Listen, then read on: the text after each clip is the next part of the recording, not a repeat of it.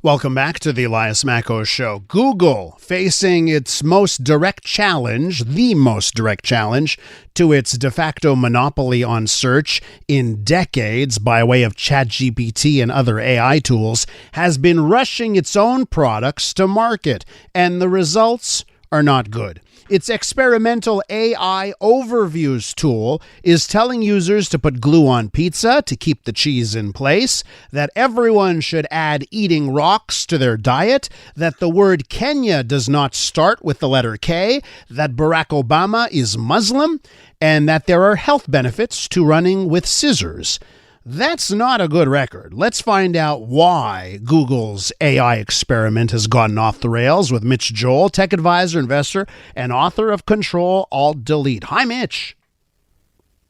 Hey, Elias. Thanks for having me. And that's just a handful of the examples here. It actually doesn't end the amount of stupidity we're seeing from this added feature, right? You're doing a search on Google. You want answers. Google said, hey, let's add AI overviews.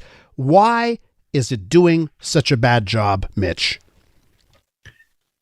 Well, it's doing a bad job, I would say mostly because the information it's taking as an AI, it's not necessarily able to decipher if that's coming in sarcastically or a joke or not. A lot of the examples that you're giving have been sourced to Reddit lists that were done years and years ago that people are making jokes on top of very reasonable responses to moments like that. So you have the AI unable to necessarily understand that. We also need to know that we're talking about billions and billions of queries. Not every search result is coming up terribly wrong, but this is what you need. You need to put the system out and have that force test of the society putting its resources against it to point it in a direction. And I will give kudos where kudos are due in this instance, because one is I do think it's obviously bad for society. It's bad for search, because when we search, we want things to be true. But Google has responded really, really quickly. It's doing its best to look at this information and try to figure out where in the algorithm they might be able to create a better response in terms of not just stopping responses and or doing it one at a time.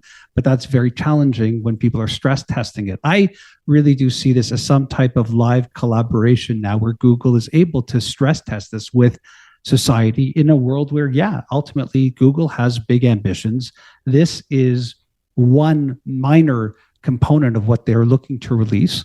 There's going to be a lot more releases, and they're going to have to think about what their grand plan is for AI, because some of the stuff they've mentioned is going to take things even further. Do you think any of this was overreaction to a perception that they're falling behind? You know, it's not just me here. Maybe you're part of these throngs of people that are saying, Google search results have been getting worse and worse and worse and harder to be perceived as useful. And this is trying to catch up here in an interesting way. There's been an evolution of Google search. I happened to be in the search business prior to Google even existing, so it's an area that I'm really passionate about. If we think about when they started integrating things like images and video and even advertising when they introduced that was quite contentious, and for many still is. Plus, we can't forget that we live in a world of marketing. And SEO, search engine optimization, is the name of the game. So even when you're seeing the top page results, it's not necessarily the best result. It's the result of an organization that worked very forcefully to ensure that on that keyword search, that they come up in the first page or first. So this has been going on forever. And you could even stress test it against general search and see, wow, it comes up with some pretty bad search results in general. But I do think that they're feeling a sense of pressure, and I'm not sure why. It's interesting because we have OpenAI. It's interesting because we have people like Microsoft feeling that they've rushed to release this. But Google bought DeepMind a long time ago. Google's been in the AI space a long time. In fact, the technology by which we're using OpenAI is based off of a Google paper. It's Google scientists who came up with this technology to do it. And so I see this as, there's this rapid integration of AI into search, and there's a market competition and user benefit thing that's going on. But does Google need to be the first to market to secure this competitive advantage? I'm not sure. I think people are using search in different ways. Think about, we search for things now on YouTube. We search for things a lot more, by the way, on TikTok. Well, and some would argue when you're shopping for things, the search engine is Amazon, right? So there's different ways we search, but it is their cash cow, right? This is the Google holy grail is search revenue. And do you think they are worried about a future where people are no longer using Google search, they're talking to ChatGPT instead? I think it is a definite possibility, but it's a long ways away when you think about where OpenAI is at, what the product is, in relation to the fact that it's hard to call it we search for something, we say we Google something. They are very deeply embedded. They have very, very smart people. They have a very deep bench on AI and that technology. I don't think it's going to move away that soon. Also, let's not forget, they have tons of licenses worth billions of dollars with other huge companies like Apple, as an example. And they have browser, Google Chrome, and they have maps, and they have so many products that their search is embedded in that I do think it would be very challenging for OpenAI to really make a significant dent. Others have tried. This is 3 decades of Google dominance in search. This is not, we've heard Facebook's going to create their own search engine. All these companies have talked about it. I think it's a really hard one to crack. We're with Mitch Joel, tech advisor, investor, author of Control Alt Delete. Mitch, I want you to listen to the words of Microsoft CTO Satya Nadella, and he's talking about those words, artificial intelligence, and if they're really appropriate. Have a listen. I don't like anthropomorphizing AI. I sort of believe it's a tool. It is got intelligence, if you want to give it that as moniker, but it's not the same intelligence that I have, right? I think one of the most unfortunate names is artificial intelligence. It's a different, I wish we had called it different intelligence even. Is that the explainer here as to how something called artificial intelligence can take a joke post on Reddit and say, and not be able to understand? Because if it was actual intelligence, it would be able to understand that's a joke. I should not recommend you put glue on pizza, right?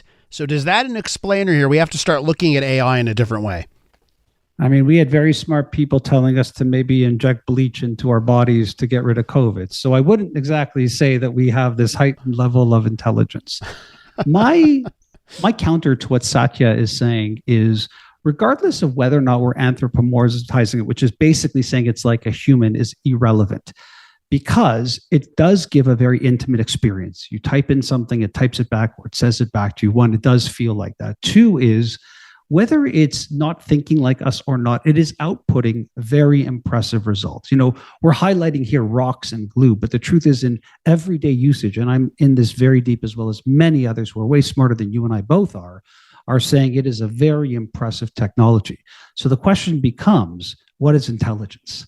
And the deeper question becomes, even if it's faking intelligence, but it's doing it very well, what does that say about our intelligence? I think those are the areas we should be thinking more deeply about. It's just, I'm still struggling with, the example of you ask an artificial intelligence, name me the countries in Africa that start with the letter K. And it says there are no countries in Africa that start with the letter K. And then you say, well, what about Kenya? And the response is, well, Kenya starts with a K sound, but not the letter K.